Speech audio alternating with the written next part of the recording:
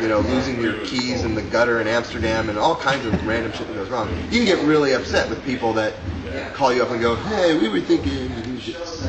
You don't fucking know. But those days but are done. It's not their fault. That's just that's what the job is. And those days are over. Yeah, for us, they've been over for a little while. Yeah. But for almost everybody, those days are just over. Yeah. You know, the days of having the bands don't need a record deal. Yeah. Most bands aren't going to be able to get a record deal even if they want one. Yeah. And they never have, but even fewer now. And there just aren't labels anymore. And the labels that are there are very different than the ones that used to be there. You know, the label expects the band to do everything. It's not the same game anymore. Like you show up with a record done. You know, you show up with a marketing plan and a MySpace page with 10,000 people. Start again. But like, you know, we'll talk to bands now. You know, young bands, they're starting off, and we'll tell them these stories. Like, oh yeah, when we started to do Why Do They Rock So Hard, the budget was $350,000. You know, it's just like, here's a check, go make a record. Like, that's so much crazy money, and we're like a small band. You know, we didn't sit in the studio writing songs. We had like 2 producers. We were renting instruments. Like, let's see what bells sound like on this song. Oh no, that's terrible. Rent another thing. You know, because that's just how people did it. Yeah, it was like that up until 5 years ago. Yeah, we thought we were doing it on the cheap, but that's thousands and thousands of dollars. Now we make a record in our own studio for like $800. Yeah, and it sounds like it. You got to do it yourself now. You know, and most bands have to do it themselves. And like before I joined this band, I made records for a living, and I used to get paid very well to record bands. Turn it up. You know, among other things. You were great. You're an artist. But like, you know, even 5-6 years ago, record budgets were like $500,000.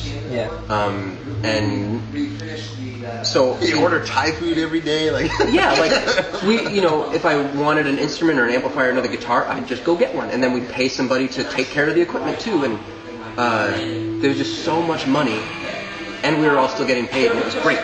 But you know, so I was going from working on $500,000 records to 2 years ago, the same band on the same label, instead of $500,000, they're getting $20,000. You know, it dropped that much, and I was like, I got to get out of this business. This is ridiculous. But yeah, that's the thing. It's more. There's no business in making records now. It's more like in the hands of the artist, which is kind of cool. You got to find a way to do it on the cheap. So now instead of going to a big studio and paying a bunch of money, and all the big studios are closing. Now you make a record in your house or in your bedroom, or like us, we have like a little warehouse space in a little studio that was built, and but we all know, you know, like we know how to record it. Do you invite other bands to come in and play with you, or at your little studio? Yeah. Then we've got our drum tech, Dave, is the engineer there. So anytime we're not on tour, he's recording bands. Okay. And Aaron will produce bands. I produced a couple bands in there. I even produced a band there a couple weeks ago. Yeah. It's fun because you really know the space after we've done a couple records there, and you just know, okay, this is where you put the drums, this is where you put the microphone, because there aren't really a lot of options. It's too small. So once you find the right thing, it's like, hey, let's get to work. It helps because we're the kind of band that I think part of our thing, I guess, is that live show excitement. Yeah. And we've always had this problem, like translating that to a recorded medium, because when it's live, you're vibing off the crowd and the lights and what you ate before is giving you gas or whatever, I don't know, whatever it is. And that was last night. I farted in my bunk last night. I almost died. I thought I was going to die. It hung around for like half an hour. I just kept like, go away! Yeah, I heard you coughing and wheezing in there like at 5 in the morning. Yeah, that was so one of the ways we try and capture that energy in our recordings is we work really fast so that there's just like this panicky thing going on, and that kind of makes it feel like a live sound. Well, so it helps that you and me and John are all playing together when we record. Yeah. You know, it's not like we're all in there playing like one part by ourselves. Definitely not. Horn section's all standing there like playing into one big, bunch of different microphones. Yeah. Anyway.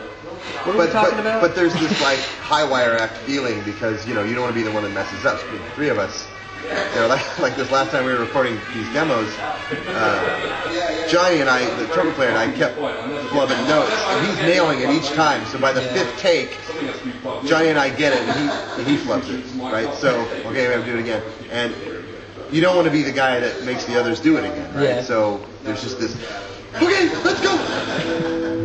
Constant panic. Yeah. It's definitely not like a laboratory experience. It's more You of guys like. play any jokes on each other or anything to make people mess up? For a laugh? No, I mean I'm always kind of yelling stuff out, just because I kind of have to have some place for the energy to go when the horn's not on my face. So I'll look over at Aaron, who's in the recording, control room, like texting his girlfriend. I'll be like, "Hey, what are you doing?" In the middle of the song, and so that kind of gets on the tape and stuff. But it's not really a prank. It's just more of like a release. We don't take it. I mean, we take it seriously, but we keep it loose. Have fun doing it. We make stupid noises and fart in microphones and all that sort of stuff. But we don't really like play tricks on each other or anything. We just fart and over the years, grow up and stuff. one of the ways we've been able to stay together for 20 years is to sort of not piss each other off. So we know we're gonna have like deep resentment over years and years and years. Yeah. So it's best not to give each other ammunition. Like he came from the band Goldfinger. Yeah. And those guys are always messing with each other, right? So when there's a real problem, like okay, you are being a jerk on stage. Like there's a definite problem. The band has to talk about it. Well, that person's going to be defensive, not just about the situation that's going on right then. They're going to bring up all 20 things going back to the band's career. Like, remember when you rubbed your balls on my chin? And I'm still pissed about that, So like, we just try and avoid all that and just try and stay friends. And even if we don't like each other, it's like, hey, wanna go get a beer? Okay. It's very political, I guess. Bringing it back to the beer again. But right. But over the years, that's why a lot of people leave the band, and they just can't handle the road or whatever. And I think at this point we're the strongest we've ever been. The people that are out with us right now all really want to be here, and that makes a huge difference. It's really important. Everybody wants to be there, and everything goes smoothly. Yeah, it sounds fun. I mean, it is fun, but it sounds like a dream job. But as the months start piling up, the lack of sleep, getting the flu the third time in a year, all that stuff starts. Not knowing where you're going to poop every day. Yeah, that's a real big issue right there. You take it for granted in your daily life, but you can't just wake up and poop. Yeah, you got to wake up and go outside and look for a place to poop, and sometimes there isn't a place sweaty, to poop. panicky look on your face. That actually sounds like hell. But it adds up, and so after a couple of years, people just go crazy. Like we've had band members just like start talking nonsense and doing drugs and all kinds of stuff, and it's just like, okay, well, you should probably go home. You should probably take a break. That's cool. Just to finish up, your movie, you were in the basketball. Yeah.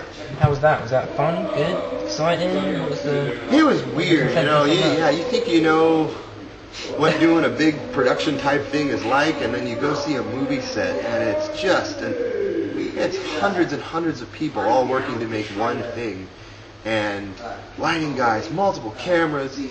So we kind of got ushered into like a little dressing room. Yeah. And they came in and said, okay, well, we'll come get you when we need you. That was like 7 hours later.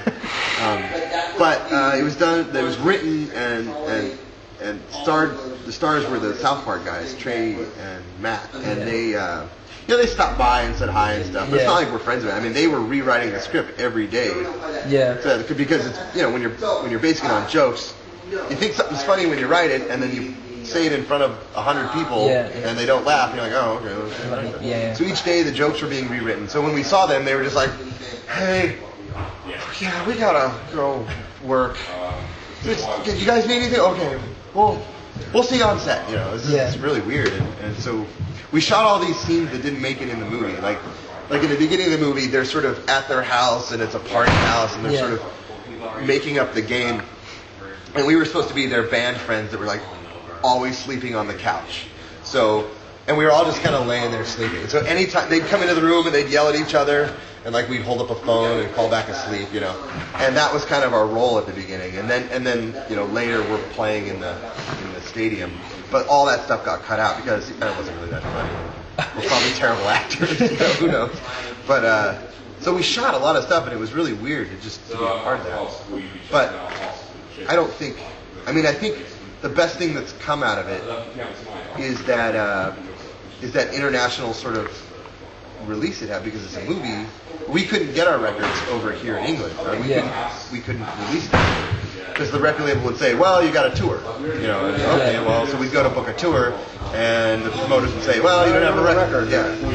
So we were able to go on the internet and sort of find the statistics of how many people were stealing our music in each town, and how many people liked basketball and saw us in basketball. And with that data, we took it to the promoters and said, okay, this many people might show up because they have the movie, they're stealing our music. So that kind of got us in the door here, and now it's one of the best places we play. So that made it. Oh yeah, definitely.